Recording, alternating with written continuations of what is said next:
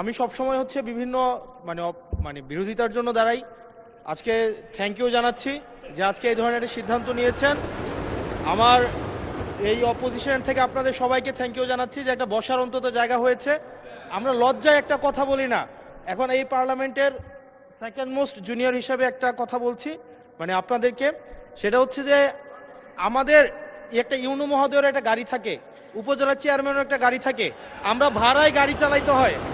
আমাদেরকে যদি আমরা লজ্জায় এটা বলতে পারি না, আমরা এটা লজ্জায় কোথাও বলতে পারি না। এখন আমাদেরকে যদি একটা বসার ব্যবস্থা করে দিছে, এখন মানুষের কাছে যাওয়ার জন্য যদি একটা গাড়ির ব্যবস্থা করে দেয়, তাইলে আমাদের জন্য একটু সুবিধা হয়, মানুষের কাছে একটু যাইতে পারি। মাননীয় সংসদ সদস্য নিশ্চয়ই অফিস পেয়ে খুশি হয়েছেন, আবার গাড়ি না পেলে নাখুশ হবেন।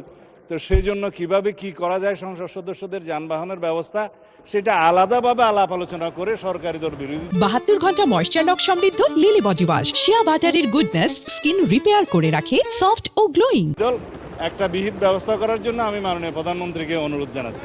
আমি আজকে ধন্যবাদ দিতে দাঁড়ালাম, কারণ বিরোধী দলেরই একজন সদস্য তিনি এই দাবিটা সামনে এনেছিলেন।